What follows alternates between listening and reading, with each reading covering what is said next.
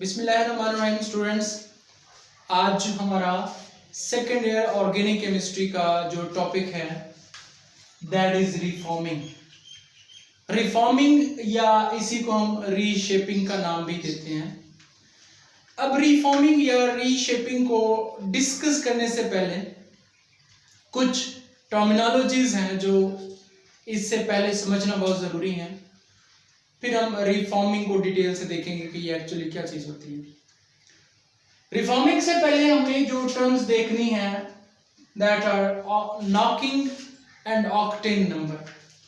Knocking क्या होती है कि आपने अगर कभी गौर किया है तो जब आप गाड़ी को स्टार्ट करते हैं, चाहे वो मोटर बाइक है या कार है, तो उसकी इग्निशन जब होती है तो एक शार्प मेटेलिक साउंड प्रोड्यूस होती है। जब भी आप उसको स्टार्ट करते हैं, मोटर बाइक की अगर हम एग्जांपल लें तो जब आप किक लगाते हैं, उसको स्टार्ट करते हैं तो उससे पहले एक मेटेलिक साउंड प्रोड्यूस होती है। वो जो मेटेलिक साउंड प्रोड्यूस होती है, हम उस साउंड को नाम देते हैं नॉकिंग का। अब वो जो मेटेलिक साउंड होती है वो डिपेंड करती है कि उस इंजन के अंदर जो फ्यूल इस्तेमाल हो रहा है उसकी क्वालिटी पे। यानी अगर तो उसके अंदर कंबशन होने वाला जो फ्यूल है, जो पेट्रोल है, वो लो क्वालिटी का होगा तो वो जो शार्प मेटालिक साउंड प्रोड्यूस होगी वो ज्यादा होगी। यानी अल्टीमेटली हम उसको कहेंगे कि नॉकिंग ज्यादा हुई है। यानी जो इंजन की एफिशिएंसी है एक्चुअली वो उस चीज को रिप्रेजेंट करते हैं। अगर तो नॉकिंग ज्यादा होगी इसका मतलब है कि वो फ्यूल जो है वो लो क्वालिटी का है, और अगर नॉकिंग कम होगी तो इसका मतलब ये होगा कि कंबशन होने वाला जो फ्यूल है उस इंजन के अंदर उसकी क्वालिटी बेहतर है। यानी अगर फ्यूल की क्वालिटी अच्छी होगी तो इंजन की जो परफॉर्मेंस है वो बेहतर होगी और अल्टीमेटली नॉकिंग क्या होगी, कम होगी। और अगर फ्यूल लो क्वालिटी का है तो इंजन की जो परफॉर्मेंस होगी वो बेटर नहीं होगी, बेहतर नहीं होगी। तो हम कहेंगे कि जो मेटेलिक साउंड प्रोड्यूस हो रही है, जो नॉकिंग का फिनोमेना हो रहा है, वो ज्यादा है। अब एक चीज होती है ऑक्टेन नंबर, फिर हम इन दोनों को आपस में देखेंगे कि इनका क्या लिंक होता है। ऑक्टेन नंबर क्या होता है? It is a number that represent the quality of fuel, और वो फ्यूल पर्टिकुलरली हम यहाँ पे गैसोलीन या पेट्रोल की बात कर रहे थे। अब जो हमारा पेट्रोल होता है या जिसको हम गैसोलीन बोलते हैं, वो दो चीजों का मिक्सचर होता है। एक चीज उसमें होती है आइसोऑक्टेन और एक होती है एन-हेप्टेन। एन हम हेप्टेन बोलते हैं 7 कार्बन वाला हाइड्रोकार्बन, और ऑक्टेन बोलते हैं 8 कार्बन वाला हाइड्रोकार्बन। आइसो जो है वो ब्रांच्ड फॉर्म में जब कोई कंपाउंड तो हम आइसो का लफ्ज यूज करते हैं, साथ प्रीफिक्स यूज करते हैं, और अगर स्ट्रेट चेन हाइड्रोकार्बन हो तो हम एन यानी नॉर्मल प्रीफेस यूज करते हैं। अब वो जो पेट्रोल या फ्यूल होता है या गैसोलीन होती है, उसके अंदर जब ये दो चीजें होंगी तो जितनी ज्यादा उस पेट्रोल के अंदर आइसो ऑक्टेन की परसेंटेज ज्यादा होगी तो फ्यूल या वो पेट्रोल जो होगा वो उतना अच्छी क्वालिटी का होगा। अगर इस आइसोऑक्टेन की जो परसेंटेज है उस मिक्सचर के अंदर, यानी जो इन दोनों का मिक्सचर है, अगर उसके अंदर आइसोऑक्टेन की जो परसेंटेज है वो जितनी कम होगी, यानी दूसरे लफ्जों में एन-हेप्टेन की परसेंटेज जितनी ज्यादा होगी, वो फ्यूल उतनी लो क्वालिटी का होता जाएगा।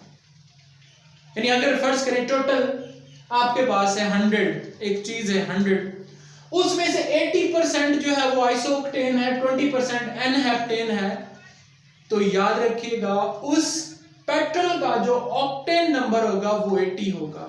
जितने परसेंट आइसोऑक्टेन होगा उस मिक्सचर में, उतना उस फ्यूल का या उस पेट्रोल का क्या होगा, ऑक्टेन नंबर होगा।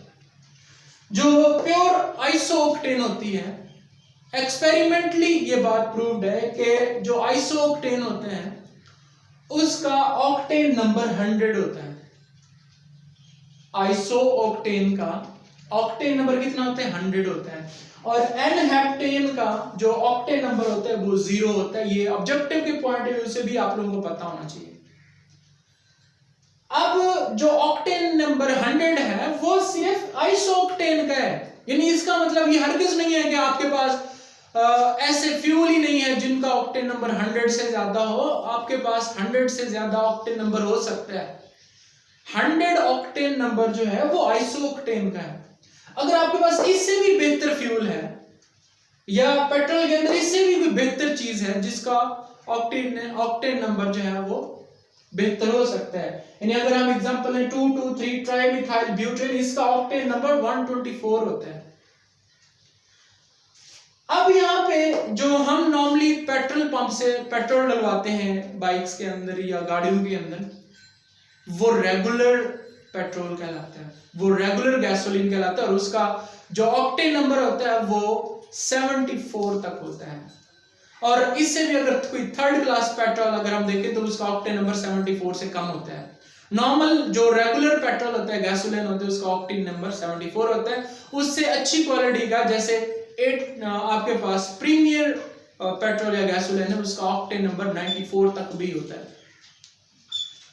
अब यहाँ पे हमने जो बात देखी है अब तक वो ये है कि अगर हमारे पास पेट्रोल का जो ऑक्टेन नंबर है, अच्छा ये भी आपको बता दूं, octane number that is specific for petrol, ये पेट्रोल की क्वालिटी को रिप्रेजेंट करता है ऑक्टेन नंबर। जो डीजल की क्वालिटी को रिप्रेजेंट करता है वो ऑक्टेन नंबर ही होता है, वो C10 नंबर होते हैं, C10 number. Octane number petrol की क्वालिटी को रिप्रेजेंट करता है और C10 नंबर जो है वो डीजल की क्वालिटी को रिप्रेजेंट करता है। अब यहाँ पे जो आपके पास डीजल की क्वालिटी का C10 नंबर होता है वो नॉर्मली लेस होता है as compare to octane number, यानी ऑक्टेन नंबर तो हमारे पास 87, 100 इस रेंज तक भी होता है, लेकिन C10 नंबर जो है वो जो बेटर क्वालिटी का डीजल होता है उसका C10 नंबर 55 तक होता है, उससे ज्यादा नहीं। अब यहाँ पे हमने बात की है कि ऑक्टेन नंबर जितना ज्यादा होगा फ्यूल का उतना फ्यूल बेटर या अच्छी क्वालिटी का होगा, और जितना फ्यूल अच्छी क्वालिटी का होगा अल्टीमेटली इंजन की परफॉर्मेंस बेटर होगी, तो उससे निकलने वाली जो शार्प मेटालिक साउंड यानी नॉकिंग है वो कम होगी। ग्रेटर द ऑक्टेन नंबर, यहाँ पे मैंने लिख दिया है, greater the octane number better will be the quality of fuel and ultimately less will be the knocking। इसका मतलब ये हुआ कि जो हमें फ्रैक्शनल डिस्टिलेशन के थ्रू पेट्रोल मिलता है वो लो क्वालिटी का होता है, उसका ऑक्टेन नंबर लो होता है, यानी मैक्सिमम 72, 74 तक होते हैं। हम क्या करते हैं, हम फिर उस लो क्वालिटी फ्यूल का ऑक्टेन नंबर इंक्रीज कर देते हैं। अगर हम उस लो क्वालिटी फ्यूल का यानी पेट्रोल का अगर हम ऑक्टेन नंबर किसी तरीके से बढ़ा दें तो इसका मतलब होगा we are going to convert low quality fuel into high quality fuel, और जितना हाई क्वालिटी फ्यूल हम यूज करेंगे तो उतनी हमारे इंजन, गाड़ियों के इंजन जो होंगे उनकी परफॉर्मेंस बेटर होगी और अल्टीमेटली उनकी नॉकिंग जो है वो कम होगी और इंजन की जो लाइफ है वो भी बेहतर हो जाएगी। अब यहाँ पे हम सवाल ये पैदा होता है कि जो नॉकिंग है वो रिड्यूस कैसे कर सकते हैं, या पेट्रोल की जो क्वालिटी है वो बेहतर कैसे कर सकते हैं, या अगर हम इजी वर्ड में देखें तो हम ऑक्टेन नंबर कैसे बूस्ट कर सकते हैं, इंक्रीज कर सकते हैं।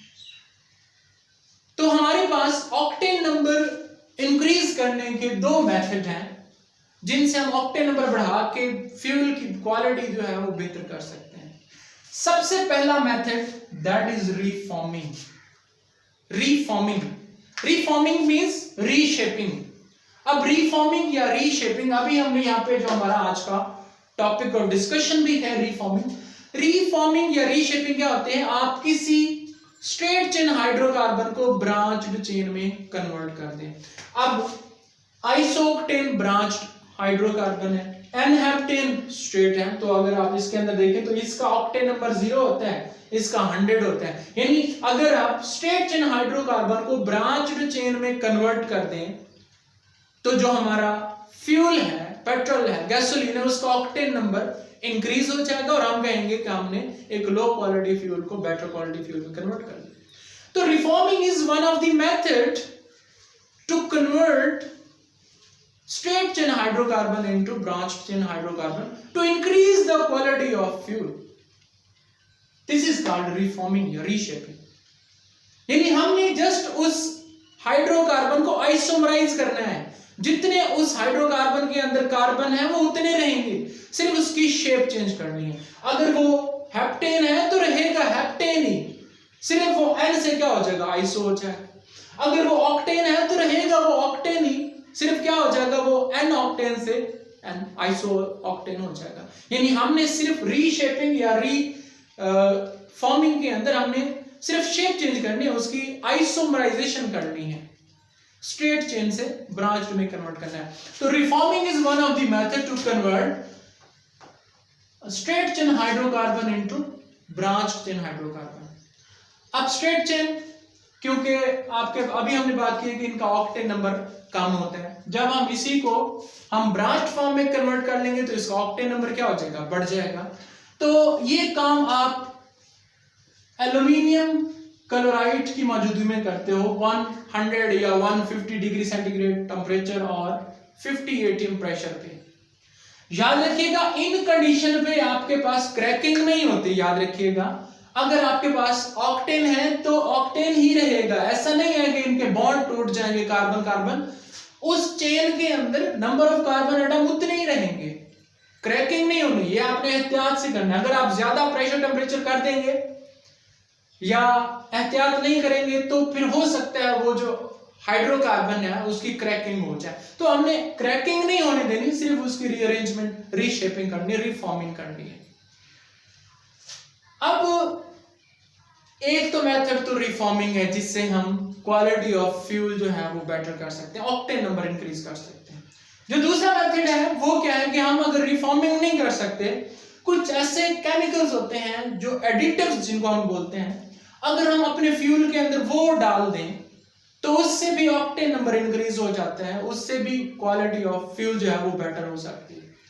तो दूसरा मेथड क्या है ऑक्टेन नंबर इंक्रीज करने का, कि हम उनके अंदर फ्यूल के अंदर, पेट्रोल के अंदर हम एडिटिव डाल दें।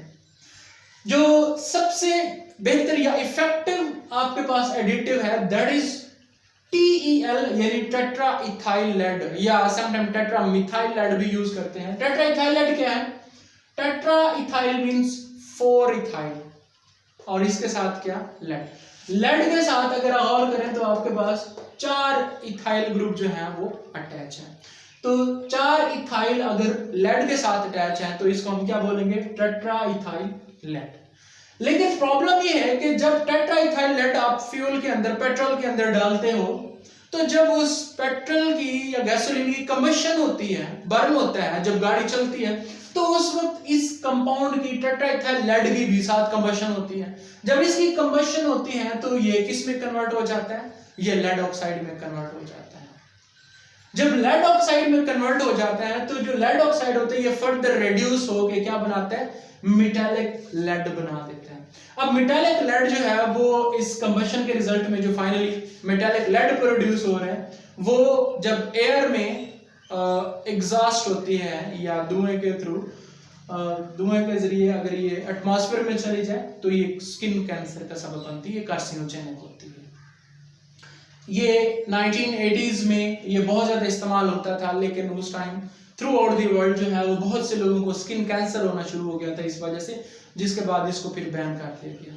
यानी आजकल फिर हम इसके, क्योंकि ये कार्सिनोजेनिक है, कैंसर काज करता है, स्किन कैंसर काज करता है, तो फिर आजकल इस पे बैन है। तो आजकल जो हमारे पास एडिटिव्स यूज होते हैं वो एरोमेटिक कंपाउंड्स हैं, टोलुइन हो गया, बेंजीन हो गया। तो ये हमारे पास आज का कुछ लेक्चर था जिसमें हमने रिफॉर्मिंग या रीशेपिंग को हमने डिस्कस किया है। Thank you so much.